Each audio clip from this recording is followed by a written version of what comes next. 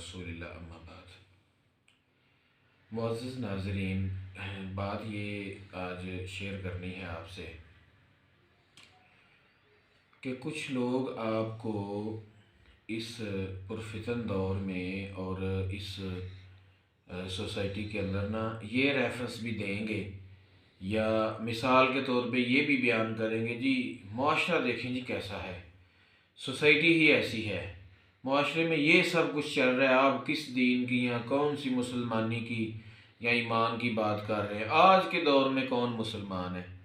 تو ایسے لوگوں کی باتوں میں نہیں آنا، اور اس میں سب سے پہلی بات یہ ہے کہ لا نخاف فی اللہ لومۃ لائم، کسی بھی ملامت کرنے والے کی ملامت سے نہیں ڈرنا اللہ کے معاملے میں، یعنی کہ کسی ملامت کرنے والی ملامت سے ڈر کے دین کے مسئلے سے پیچھے نہیں ہٹنا۔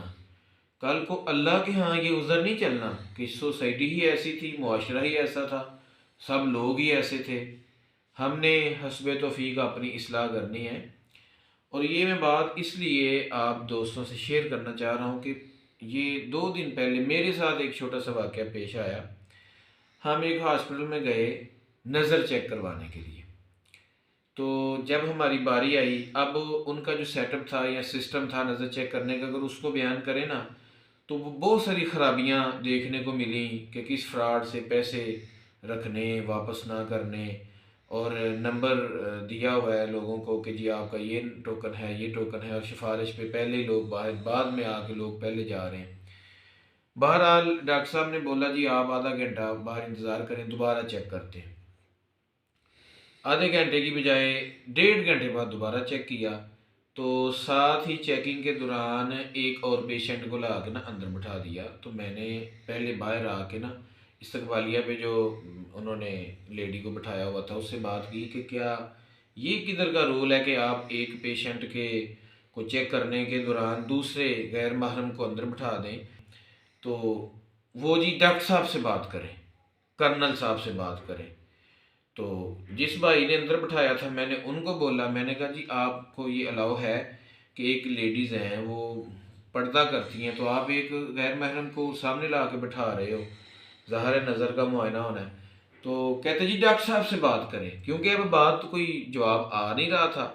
ڈاکٹر صاحب سے جا کے بات کی تو ڈاکٹر صاحب کہتے ہیں جی باہر بھی تو آپ سب کے سامنے بیٹھے ہوئے تھے۔ میں نے کہا ڈاکٹر صاحب بات یہ ہے کہ باہر ہم اپنے پردے کے اندر بیٹھے ہوئے ہیں، پردے کے ساتھ بیٹھے ہوئے ہیں، اور جی سوسائٹی ایسی ہے، معاشرہ ایسا ہے، تو آپ کیوں اتنی فکر کر رہے ہیں؟ میں نے کہا ڈاکٹر صاحب آپ اس سوسائٹی اور معاشرے میں رہتے ہوں گے، اس کو فالو کرتے ہوں گے، ہم اس طرح کی سوسائٹی اور معاشرے کو فالو نہیں کرتے۔ تو پھر کہتے ہیں جی آئندہ سے نہیں ایسا ہوگا۔ تو یہ ایک چھوٹا سا واقعہ بیان کرنے کا صرف مقصد یہ ہے کہ بہت سارے ایسے لوگ ہیں جو اس طرح کے موقع پہ بول نہیں پاتے، یا وہ شرما جاتے ہیں، یا پھر یہ ہوتا ہے کہ جی وہ کیا کہے گا، خاموش رہتے ہیں تو عزت لٹ جاتی ہے۔